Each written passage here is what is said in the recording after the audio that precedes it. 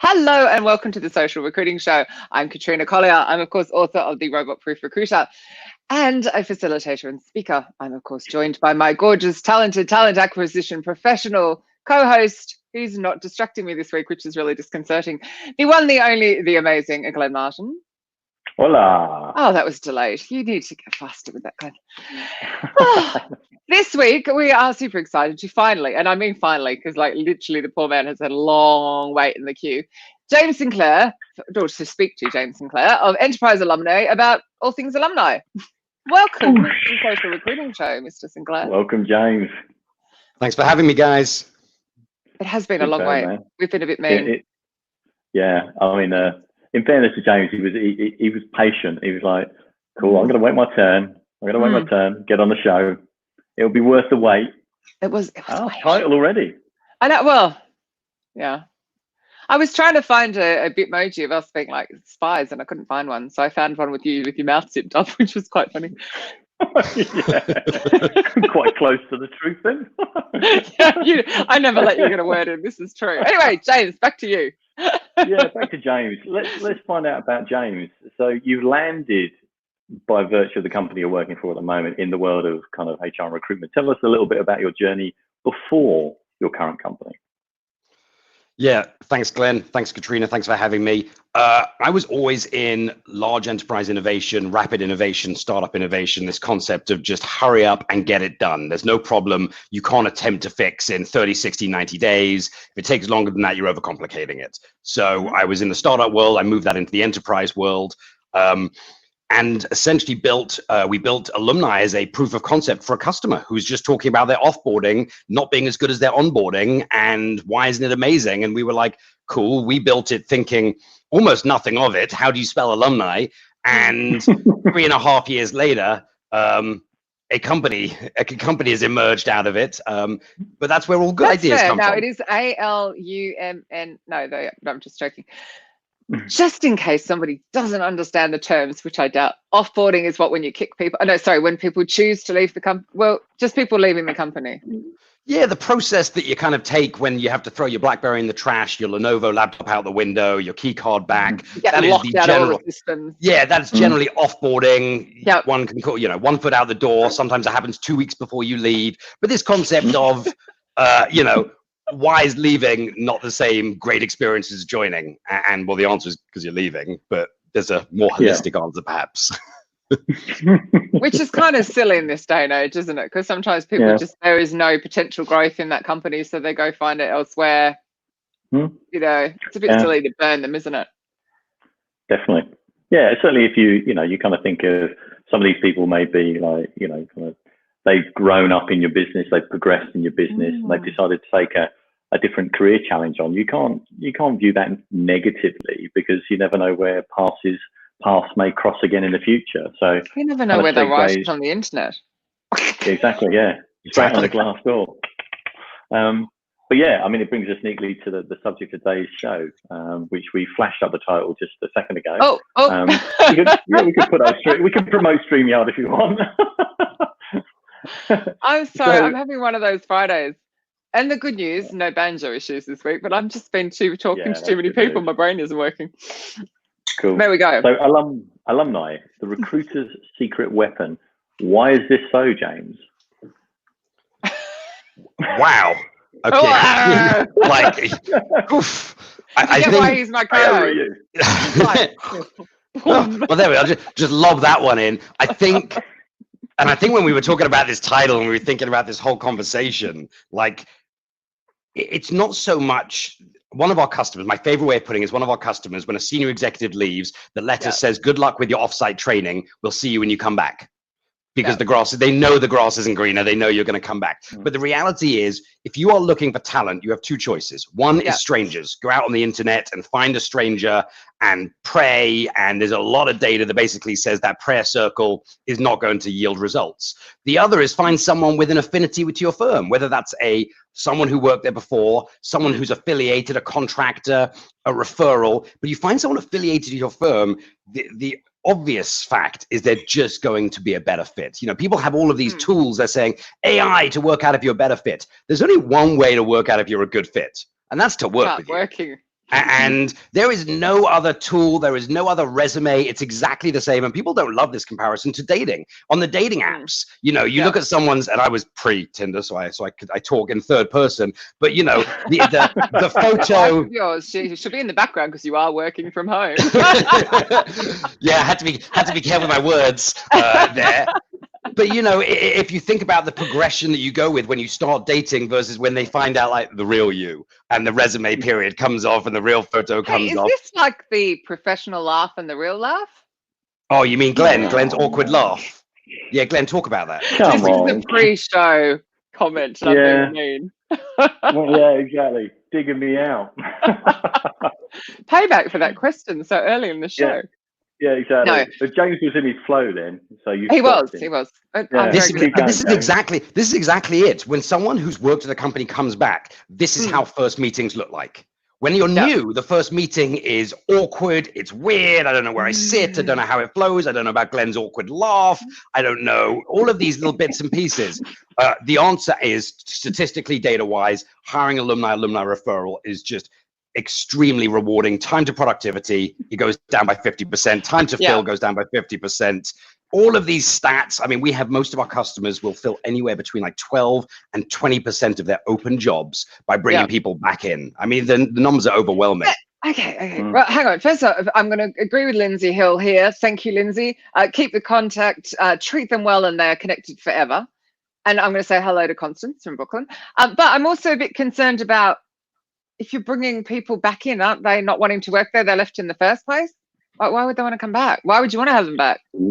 I mean, so there's a lot of reasons people leave. You know, some people some people associate leaving as just purely a negative event, and technically it may well be. You might well be right. You're leaving because you, as the company, didn't afford me whatever opportunity I wanted. Whether you don't have an office in Sao Paulo, you can't give me my promotion, I want more money. Doesn't matter what the reason. You couldn't give it to me. I'm leaving because something better came. However, it doesn't mean I dislike the company. It doesn't mean that I hold a grudge. I have spite against it. Okay, the position wasn't available. I thought I was better than I was. I wanted to progress, but my manager was like, you're not quite ready, but I thought I was. We've all been in meetings where you're like, how did that person fall upstairs? I should have his or her job. That occurs as well. You leave. You realize, actually, I enjoyed where I was. They were a good company. And also, you have just as much leverage going back. You know how to negotiate a little bit better going back to your old employer. So you're not going back at your same rate. You're going back with a little bit of an army that says, when I come in, I'm going to be impactful. I'm going to stay 2 years longer. I'm going to, you know, start quicker. I know this team. I know the ideas I'm going to bring. And more importantly, you know my talent score. We have a big company that's what they track on. What's your talent score when you left? And that's how we're going to judge who we target. But I'm a bit worried about talent score. What's a talent score? I haven't been employed for like 10.5 years. So what's a talent score? I've barely been employed. Whether I actually would go so far as to say I'm unemployable. So I'm fine in this market. This is normal. Dream market. So whether you agree with scoring or not, this is not, it's not my conversation to dictate how a company runs their business. It's not my conversation to say, I disagree with the fact that you're throwing a scoring mechanism in the same way that I can't disagree when someone's like, we're running AI to work out cultural fit.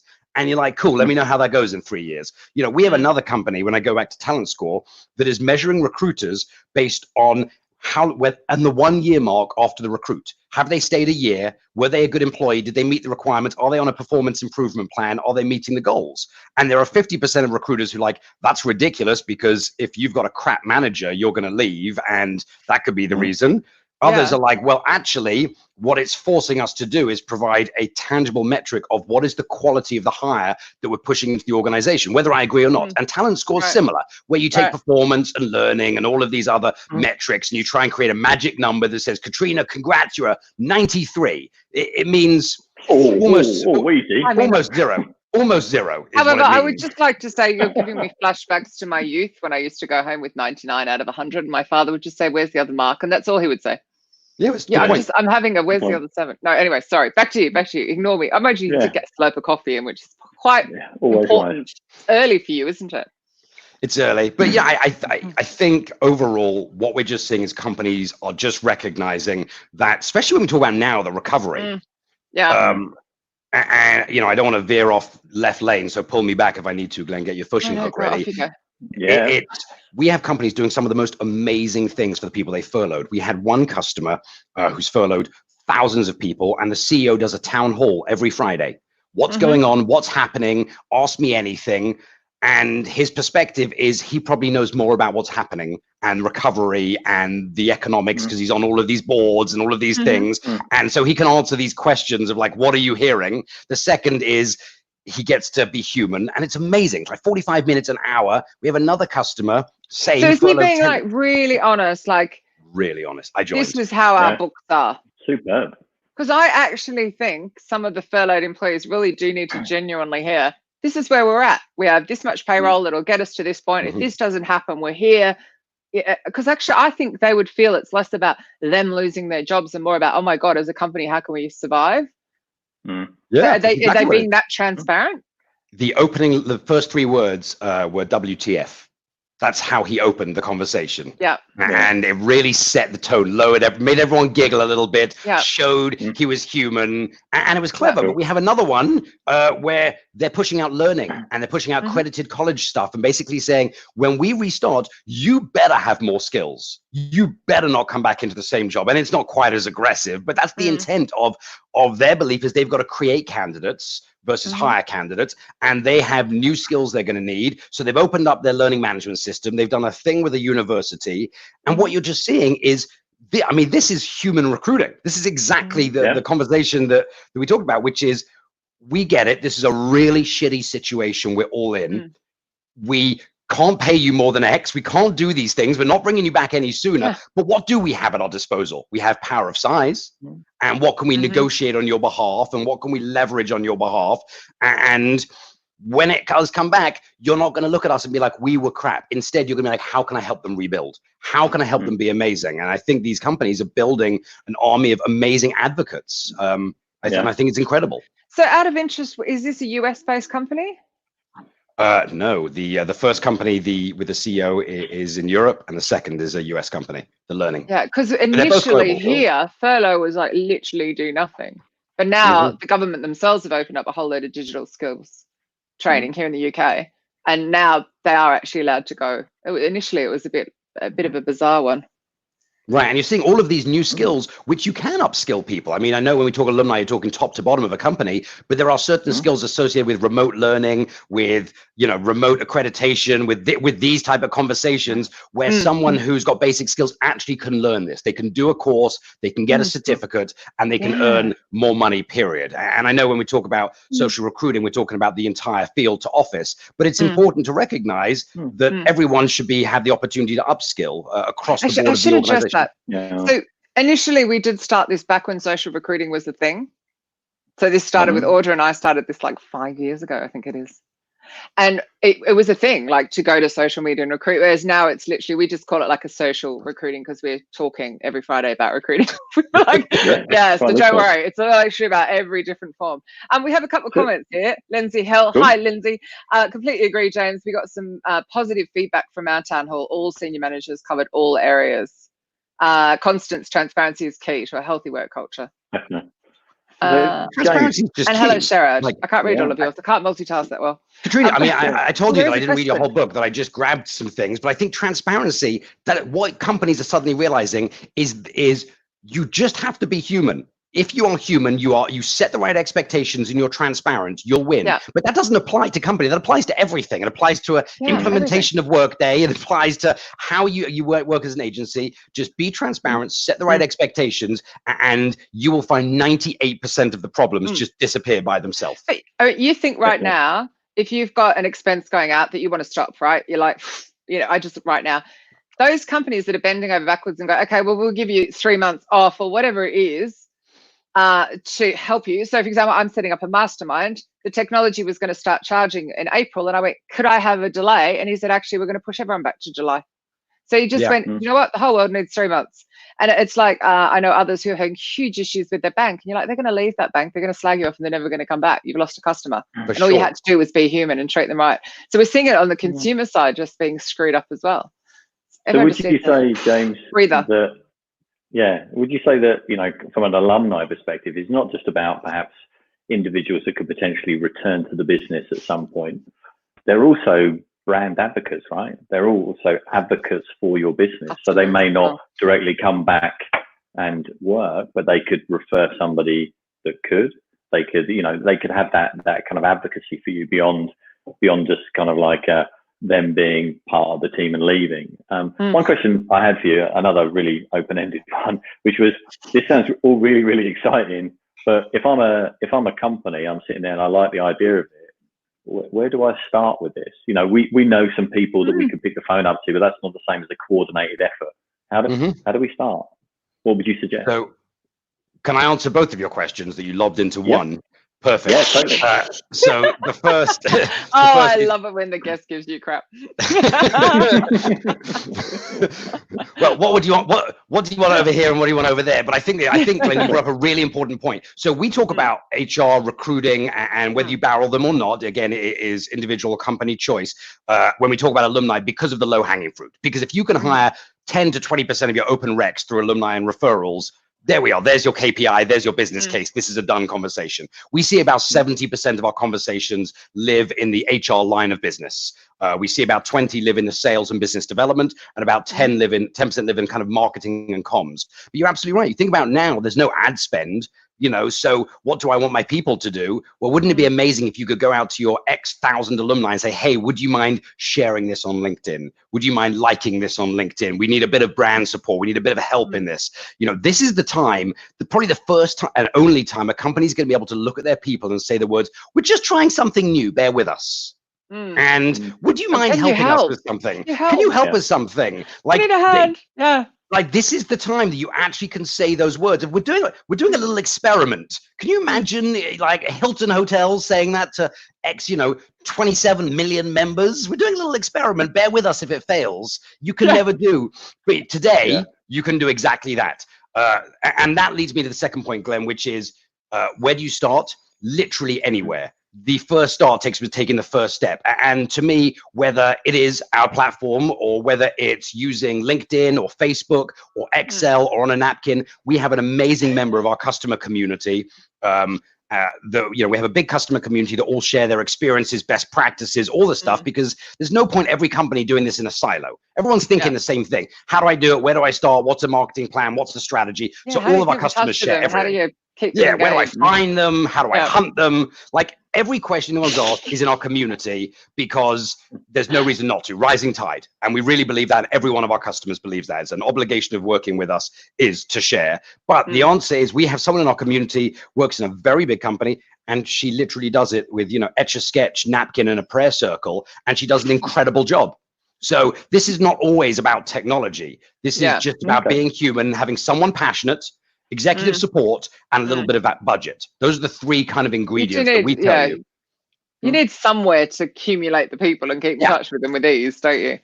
Yeah, of course. And I would not be entrepreneurial if I wasn't like, hey, that's what we do for a living. But actually, to a majority of companies, you just got to start somewhere. But you do need passionate individual, executive support, and a little bit of budget. Those three are kind of the critical steps. But start somewhere. Start on LinkedIn. Start with your alumni. Ask them, do they want to form? What do they want? And I think people... Do they want to even hear from you? Yeah. And on the flip of that, how do companies make it valuable to be part of the alumni?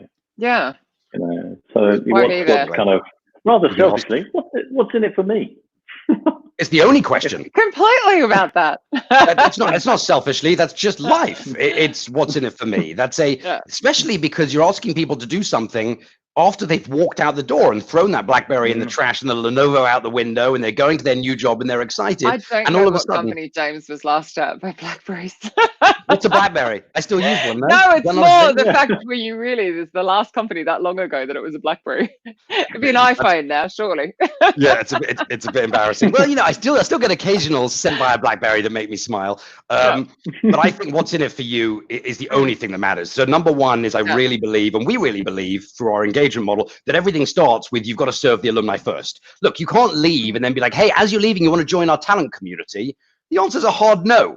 No, I'm leaving. Of course I don't want to join your talent community. Instead, it's, do you want to join our community? Do you want to stay a member of our family, part of our family? And you're going to offer anything from benefits, like we have one customer that offers a discount on all their retail stores. Not as valuable today, but it's still valuable online. We have another customer in travel and tourism that offers a discount on all reservations. We have another one that's going to offer right this second. Again, right now it's kind of been learning. 3 months.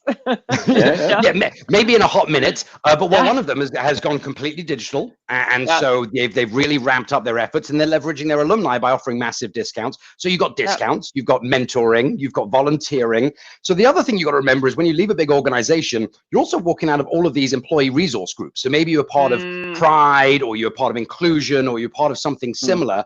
And when you leave, you still care about that. And many companies extend that group and said, if you care about this while you're at the company, you probably care when you leave. I mean, it was actually the head of D&I for one of the largest banks who said the irony that we kick you out of the inclusion group when you leave the company is just is not lost here. And so the answer was don't. And so now you get to stay part of it. So everything, Glenn, starts and ends with how can we serve you? And we've got to remember there's 5 generations of alumni. You've got everyone from a retiree to an intern, and everyone's different. So you've got to give them a contextual platform, which is why you can't just have a LinkedIn group of 25,000 people because no one wants to hear the same thing. But you're 100% right. What's in it for me is always the starting question. You don't really see anything on LinkedIn, to be fair. So even if you're in the group, Agreed. Well, that's about, we could do a whole show on LinkedIn notifications or Katrina. And for the people who've joined us today who might have accidentally got 2 messages from me, I have no idea what's going on there. I'm so sorry. But thank you for joining us. Because it's really rude. I'm not being notified. So Michael Goldberg had a show and I'm like, he's live. Where's my notification? And I check in my settings and it's switched on. And it's just frustrating because they do love to roll out new features and then make them crap. Anywho, we shall continue though because we love coming out.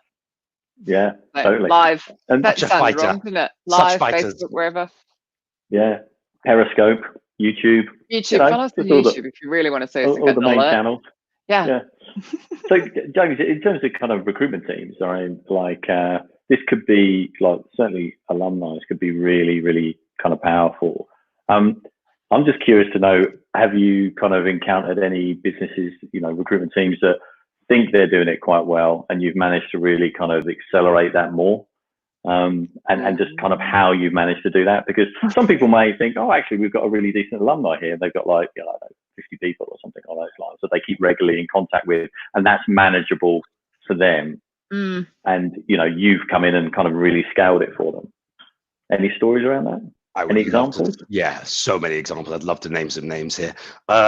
So I think the answer is almost everyone in the world recognizes they could be doing something different or better, but some people are like, okay, this is the toolkit we've got. I've got no more time or bandwidth to another tool, another thing. Probably a really impactful one is to log into.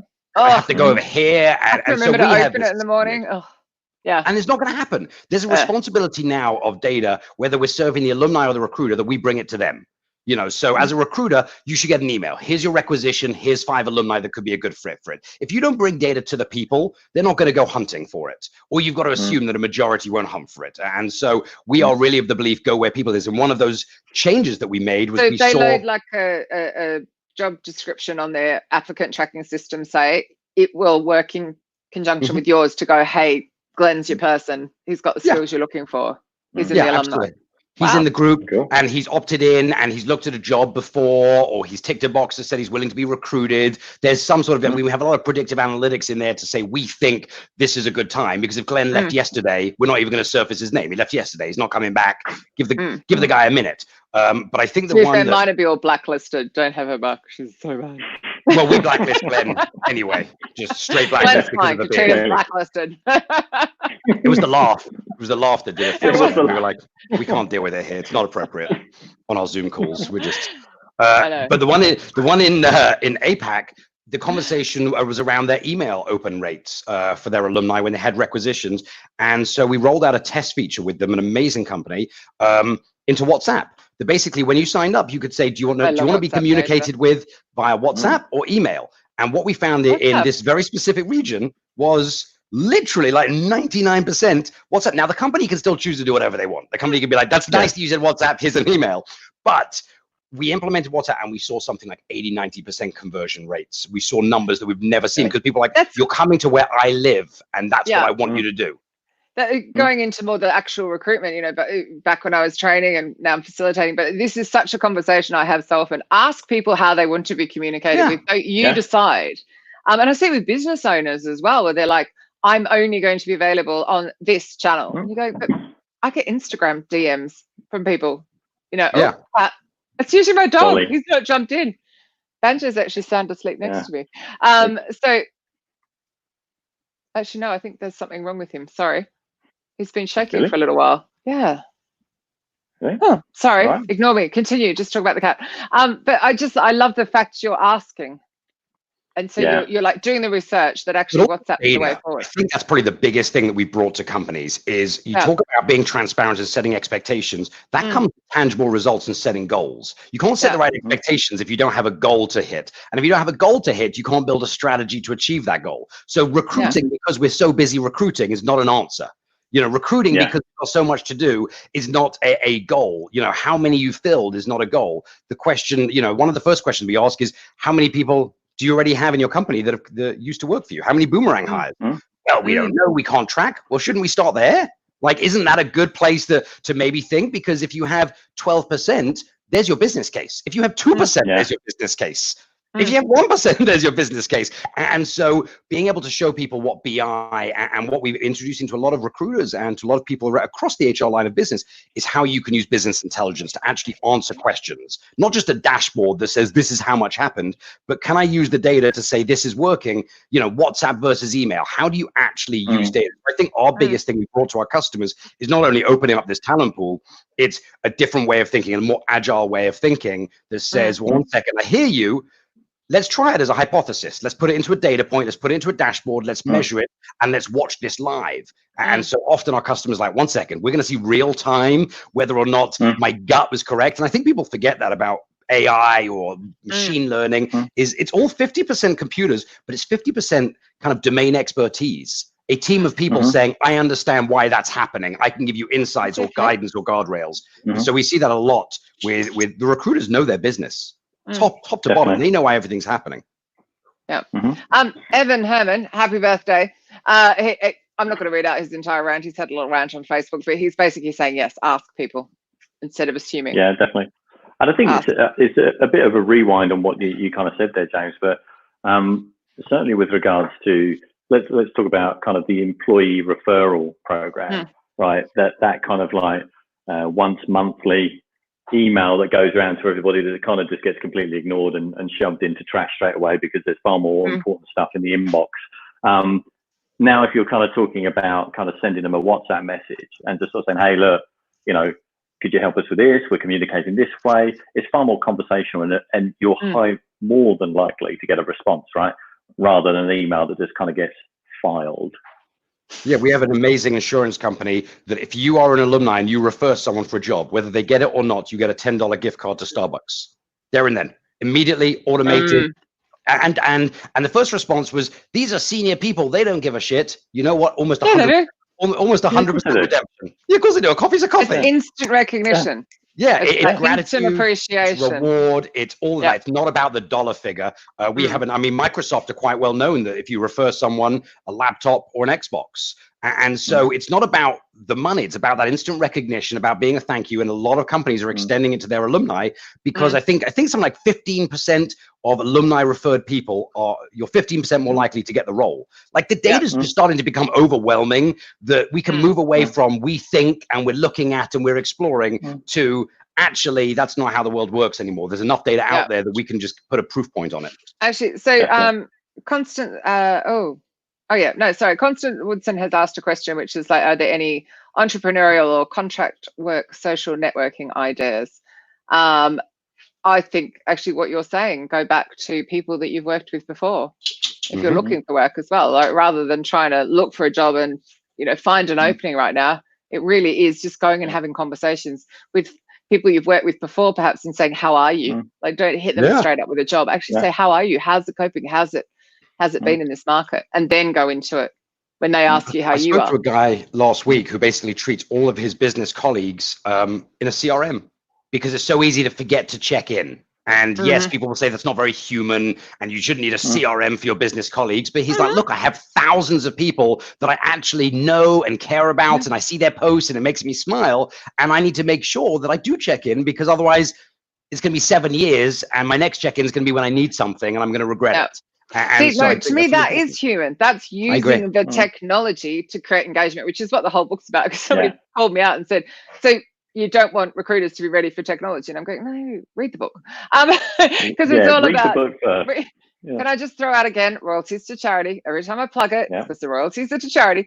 But it's use the technology to help you, not the other way around. I think we've been very good at using it as a blocker, which is why I think we're grilling you so much. How are we using this to stay engaged? Now, if I've just rolled out your product, where do I start as far as actually making sure that Glenn is engaged? I think that's that. That's the opening question. That's the only question that matters. Because if we serve Glenn well, we being the organization, if we are good to Glenn, if we are respectful, and if we meet his needs, then you get to activate him. And activate might mean share my LinkedIn. It might mean a recruit. It might mean a referral. Very good. I don't think that translates across the word, that word, across the pond, that word. No, there's something else over here. Sorry, being rude. Gabe? Where are you going with that? I just enjoy my Friday. Where is your mind this afternoon, Katrina Collier? In the gutter, clearly. Look, like cabin fever. I need to get out. One thing I'm thinking of, James, as we're talking around the sort of alumni. Now, a lot of kind of recruitment companies, HR companies, that they want to do events. They want to do they want to produce content. They want to produce maybe podcasts, interviews, and stuff like that. And certainly with events, the biggest challenge is always kind of getting kind of critical mass, a number of people to attend the event. Now, clearly, if you have an alumni, that's a captive audience immediately that would be possibly interested immediately in attending that event. And so I can see the sort of advantages. And say within that alumni, if you want to do kind of some podcasts and that, you've got people that you can go to straight away that would be warm and receptive to potentially helping you with that. And not just like weird people that have done like nothing. We're talking about, if you think about alumni of many organizations, 10, 20, 30 years later, they're board members, they're CEOs, and they remember where they started. I think I heard a story recently. I did a podcast with the global head of alumni at EY. And I think he said that a guy that started in their tax accounting office for 4 years is now on the board of Coca-Cola. And people don't forget where they started. People don't forget their original bosses. People don't forget the people that kind of so come on, James Sinclair. What was your first job? Where'd you start? I think it was McDonald's, and I'm pretty sure I got fired. Yeah, Kentucky Fried Chicken. I think 5 years. I can't remember. Actually, it might be now, isn't it? I might have just stolen my. If you call it that. I might have just stolen my sister's first job. I can't remember if it was mine or my sister's first job, but either way, one of us was at McDonald's and one of us got fired. I got fired from McDonald's after a month. So I got my job at McDonald's because I'd been at Kentucky Fried Chicken for 3 years. And then they were so ridiculous that I just basically told them off. And the very next time I saw the manager who fired me, he was a waiter at a ball I was at, and I spent the whole night clicking my fingers and demanding wine. It's not very human. What's the birthday boy written over here? Goodness me. Can I ask you a question, Katrina, about that? Yes. Which is this point of, okay, so you and I technically have a flag next to our name of not eligible for rehire. Fired from McDonald's. Yeah. So you go to McDonald's HR system and we have that flag. But I'd like to think, I'm very proud of that flag. A few minutes later, a few weeks later, a few years later, not only am I eligible for rehire, because I got fired, I'm now going to be, I would be a better employee for McDonald's because of what they taught me. So it's the same of this concept around whether you're eligible for rehire or regrettable loss because they were a PeopleSoft expert, but now we're moving to Workday. Yeah. Turns out you are not a regrettable loss anymore, but maybe you're now a Workday expert. And I think how people treat their peoples, and there's this open conversation around actually, why am I not eligible for rehire? Yeah, I think the world has changed a lot though, and I'm going back a really long time, which will become very clear on my birthday in a few weeks.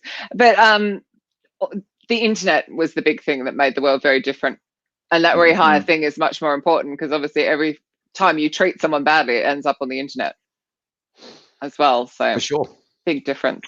And where do you want people to vent? Do you want them to event on your own alumni platform, or you want them to vent on Glassdoor? We have a company in the UK that says if our users and our alumni are going to have a tantrum, let it be on our platform. Absolutely. And what about, I'm kind of thinking also about kind of feedback, like, you know, the old exit interview where nobody's really 100% truthful because they're leaving, so it doesn't matter as much now, and certainly they don't want to maybe, you know, chance, really kick off. Where do I start? So actually having an alumni and being able to go to them for feedback around their experiences, their thoughts around culture, and actually getting that tangible feedback, I think could be really valuable as well. I mean, I'm just kind of thinking there's so many possible kind of use cases, but actually having a fully functioning alumni is exciting. I think it's you know, certainly if recruitment teams are not thinking about it, or HR teams are not thinking about it, they should do, definitely, going forward. We have a customer, Glenn, a year after you leave, they send you an email. What tools and technologies are you using now, but you couldn't use, and you wish you had at the company, but you couldn't because our IT team is just so politically awful? And they've worked out how to say it much more eloquently. And the overwhelming answer was, we hate our version of Skype. What do I use now? Anything but Skype. Anything but this, anything but that, anything but this, literally anything. And the volume, and it wasn't all quite as you know, humorous as that, but in general was, I use things like Zoom or WebEx or Teams now, all of these tools. So now when I join a call, there isn't a 50-50 chance it's not going to work. And so it forced the IT team to address this answer, because you now had a volume of people a year later who were saying, if you had just given me this, I'm not saying I wouldn't have left. I'm just saying I would have had a happier day, or I would have had a more productive day. And so you're absolutely right, Glenn. A year later, am I ready to throw my feedback? More productive day. Don't you sometimes wonder how these IT departments end up with such control? So I'm training these gorgeous HR team in Budapest in Hungary, and their IT department will not give the new starter their laptop for one whole week. So the person comes, they're nervous, they want to make a really big, you know, entrance and start. They have to wait an entire week. That's just outright, they cannot get them to change their way. And one of the trainees in the room, it's 2.5 months. And he goes, I feel really stressed on Sunday, even though I probably shouldn't. I want to check all of my stuff and be ready to go in on Monday. I'm behind the 8 ball every Monday because I haven't got the technology. They still haven't given me my kit. And I'm just sitting there going, are you kidding? How did that end up with such power? That company will not survive. And whether it's this pandemic or whether it's next problem or crisis, that company is surviving by a thread, because brute force, which is what that is, brute force, weird dictatorship versions of how you can operate in your business doesn't work in the long run. But it's like 1 week of lost productivity. One whole, like, we've just decided you won't start and be productive. Yeah. Crazy. Well, crazy, coupled crazy. with the fact that they don't feel fully connected to the business as well. They're in it, but they're not a part of it, if you know what I mean. Yeah. You know what I mean? It'd be like not having your security pass, wouldn't it? You can't get in the door. Yeah. Sit in the lobby. Yeah. Yeah. Very Relying strange. on somebody to collect you from reception. Yeah. Crazy. Bit of a bizarre approach, that's for sure. Very strange. Go on, Katrina. No, my rant is over. Right. I just have to throw a rant in every show. Sure. Just one. James is getting like further and further away. You'll be like off the screen. Sorry, I was leaning back. I'm gonna fly backwards off the chair. I love working from home. It's so much more relaxed. You get cats, you get dogs. Banjo, stop shaking. I don't know what that was all about. Is he okay? Right? I don't know. I called in help. Who's not answering me? So. Well, Dolly's left my lap now. She's decided that it's clearly not that comfortable. She preferred to be on the floor. So do you always work at home, James? So I actually, our office, don't ask me how it happened, our offices are 2 minutes from my house. And so I used to be like the most gung-ho home worker. I'm perfect at home. Don't bother me. Like, I crush it. I get dressed. I do the thing. And then we moved into an office about 2.5 years ago. And now when I'm at home, like zero productivity to a certain extent, but I'm also pretty good because I work quite hard during the week and I respect my weekends. So on the weekends, I check my email, I look at stuff, but it's very rare that I will open my laptop and take an hour or take 2 hours, and then I restart generally Sunday night. Similar to what you talked about with your company in Budapest. Sunday night, I will start to prep my week and just make sure that I know what I've got coming. But I think you're more relaxed, aren't you, if you spend that little bit of time? Yeah. But what made you, did you get an office because there's more than one of you now, kind of thing? like you got team, or because it went from an idea. It went from an idea Yeah. that we had for one thing to you know, we're very fortunate. We have many customers. They're all massive, and we were like, okay, you know, all's grown up. The standard kind of path that we've taken. But I actually now love the office concept, and we're really it's. So taking a how are bit of you a thing. adjusting right now then? Same as everyone. So, making it happen. mayhem. I'm making up as I go along. Yeah. Prayer circles and a lot of laughter. Do you A lot have of any laughter, a lot of animals or snacks. children to interrupt, or? Glenn's going to answer that. Yeah. Where's Bear? Where is he? I have 4 big dogs. Awesome. One of them is a new Yeah. husky.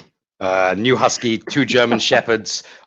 You can Very imagine important. that. So important. You can imagine that our house has a bit of fluff around it. But yes, always, So- all interrupt everything. The other burning question going through my head though is like, okay, so right, we have an alumni. It's got 25,000 people in it. How many people does it take to run that? Using your tech, might as well give your tech another plug. Yeah, go on. So- What's the name Alright, of when your we do it. company, James? Go on. Glenn, Enterprise what's the alumni. name? It's in the book. Yeah. I was No, about but to say, I'm kind Glenn, of thank curious, you. Like, Yeah, if no, you've I got, get it. like, how many? What's the prime like number of people to look after so many? So I would tell you it's a maturity cycle because Right. most companies don't come in and be like, okay, we've got a new program, we've got 9 people and this, but no. Here's one person, a few hours a week at best, it may be less. And then what we do, and we do a lot of the BPO services, so we do a lot of the stuff for the customer. For new big companies, we do the hunting of the people, we do a lot of the activation.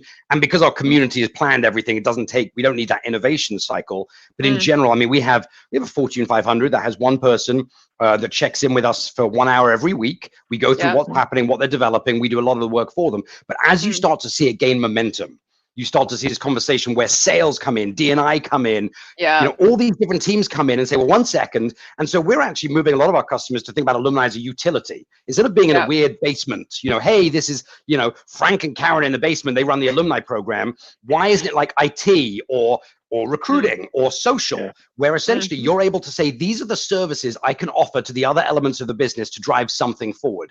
And so you're starting to see that little shift where alumni is coming a little bit out of the basement and into kind of the boardroom of look at this and it's working. Yeah, I think Evan's incredibly long comment on the side there has something to do with the diversity. Actually, how do you ensure that if it's just your people going in? Yeah, I didn't get to chapter 2 of Evan's comment, but Can you see Evan's comment? I didn't know you could see them as well. I could, but I got stuck on chapter 1. I'm waiting for I the know table it's of very content. hard when you're trying to talk live very well, and I'm like looking down at LinkedIn and I'm looking over there at Facebook, and occasionally I'm like, I lose it. But yeah. Well, you're only refilling, you know, at max, you're filling about 20% of those jobs, but also of those 20% of those recs you're filling, not all of them are direct boomerangs. A lot of those are referrals as well. Yeah. But diversity is not about diversity of you know, skin color, race, religion, ethnicity. Diversity is also diversity of opinion. You know, and that's as important. And the reality is, if I leave here and I go to another company, I'm going to get new skills. We have one bank who has what they call their unicorn hire, which is someone who is in risk compliance at the bank, leaves and goes to risk compliance at another bank, and then comes back. Because they will have very, very specific skills that can only happen one way. And their value of a unicorn hire, they put it like $100 and something thousand in savings because it's just so difficult for them to get it. So diversity, this is not about saying no to diversity. This is about saying, hey, some roles also just require something being done.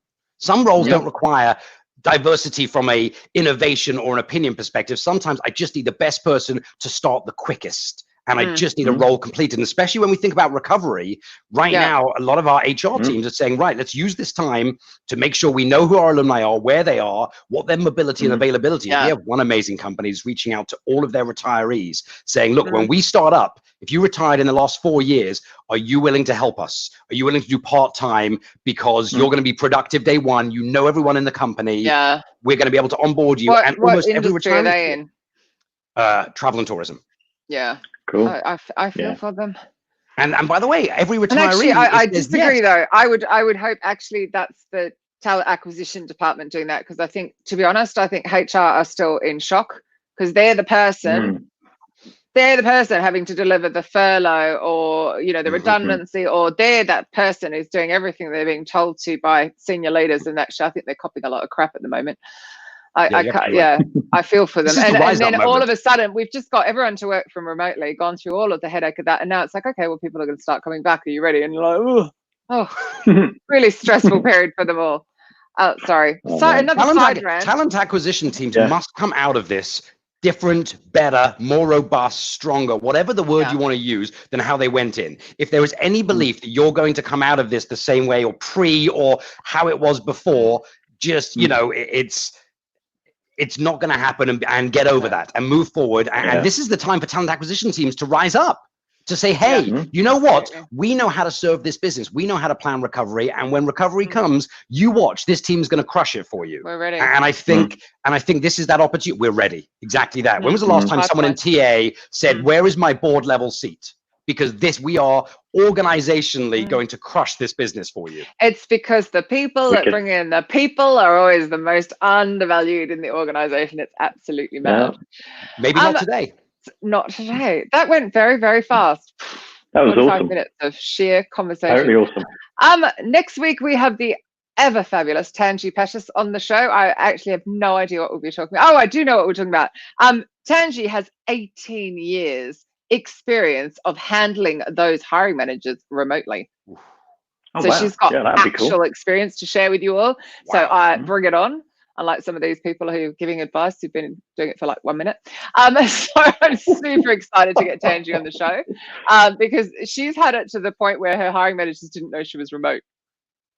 That's how well she does it. So she's got loads to teach us next week. Yeah, and she's also a absolutely fantastic human. So I'm looking forward to that next Friday. Cool. That will be at exactly the same time, which is 3 p.m. British summertime. And as I've been sitting here squinting because the sun's been out, we will call it that this week.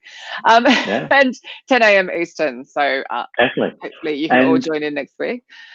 100%. And are you going to beat me for thanking thanking James? Oh, sorry. No. Yeah, I am totally. Yeah, I'm shouldering my way in here to sort of say, James, thank you so much. It's been a really, really cool show. Just in case I thought I was rude. Yeah. Glenn and Katrina, thank you. You guys have an awesome community. I hope it was worth the wait. It was absolutely brilliant. You guys are crushing it. I'm so glad to be part of this community. Thanks for letting me on. I appreciate it. No, thank you for coming on and sharing all of that. Yeah. Loads. It's really cool. I might add an extra paragraph to the book when I rewrite it. 100%. And tell everybody where they can find you, James. Twitter, LinkedIn, Enterprise Alumni. EnterpriseAlumni.com, or the word Enterprise Alumni anywhere on the internet, in all the usual places. If you can't find us, you might have bigger problems.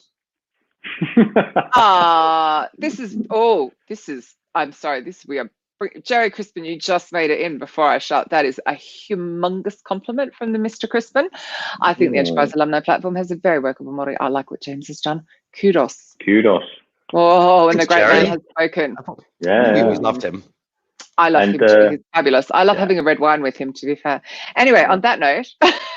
Thank you to everyone that's asked loads of questions. Hello, Liz Nevitt. You're coming on soon. I've just seen her. Thank you for all the new people who've joined us as well. Hopefully you will join us again at the same time next week. Have a fantastic weekend, everybody. Have a wicked weekend. Take it easy. Bye. Bye.